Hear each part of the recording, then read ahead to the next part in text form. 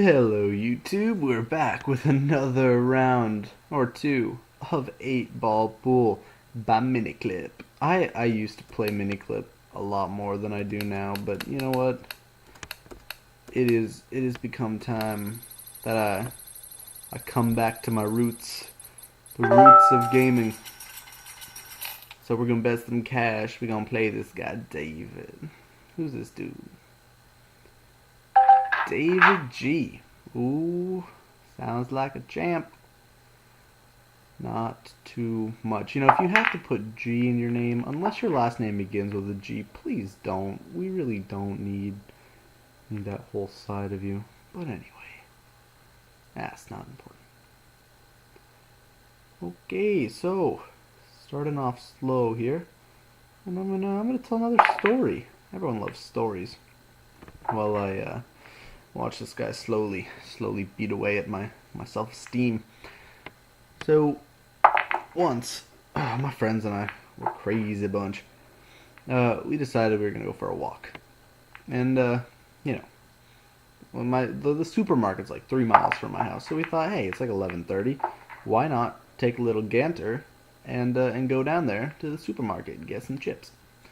Because you know what else do you do if you have a social life, right? Like you go to the supermarket and you buy food and you sit there with your friends and waste time. So you know, lo and behold, we go on this walk to the supermarket, and one of my friends is a little topsy-turvy drunk, and I just won the game because this insolent little man got in the 8 ball. I'll continue the story, however, as we go on.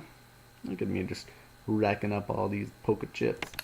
So, anyway, we go on our walk, and we get down to the supermarket, and he's a little tipsy, and he ends up seeing a deer run across the street. Now, this guy's got these, like, Native American roots, so he sees the deer, and he goes, guys, you know what I have to do. And we're like, what do you have to do? And he goes, I have to do this. It is in my blood. And then he chased the deer into the woods, like full out, sprinted after this thing. This guy wasn't slow either. He, you know, I felt bad for the deer. He probably almost caught the thing. But, you know, it was an interesting time. So, you know, he doesn't catch the deer, obviously. And we're kind of thinking, you know, hey, kudos to this guy for chasing a deer, right? Trying to catch a deer. Because even, like, when you're drunk especially, when you're not really in the right state of mind, the last thing that someone wants to do is exercise. Unless you're one of those people who gets really hyped up. And so the fact that this guy chased a deer is pretty reputable. I give him a round of applause. He gets the seal of approval. So he chases the deer, and we're walking home, and eventually he sees this stroller, and this, you know, we notice it sitting outside of a place along with a bunch of other stuff, and along with this stroller is this little yellow truck. Now, why is the stroller important? Why did I mention it? We'll get back to that. So, you know, we continue this whole, you know, escapade seeing this truck, and one of my friends decides he wants the truck. And I was just sitting outside the store. It's not like he's gonna steal it. So he takes it, but he leaves like $10 behind. You know, everything was all well and good. I was really having none of it, to be honest, because, you know, the people in the area, little bit, you know, I just wasn't comfortable with that sort of business. It didn't seem too legal. And, you know, I'm not saying that I'm some sort of like, oh, you know, abide by the laws kind of preacher. But, you know, I mean, there's a certain extent of things that you just don't do. It's civil. Um, so we continue, and he's got that. But we're walking down the road, and he's still at the store, and we're thinking, you know, okay, you got the truck. Come back.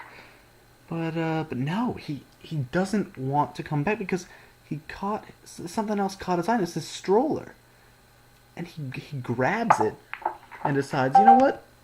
I want this stroller instead. So he brings that stroller all the way back to the house, and on the way we end up finding a pumpkin. It was Halloween. We named it Billy, normal teenage stuff. And we throw Billy in the stroller, we wheel him down the street. Little jack-o'-lantern, really cute kid. So the next morning, we stash it in a bush so no one finds it.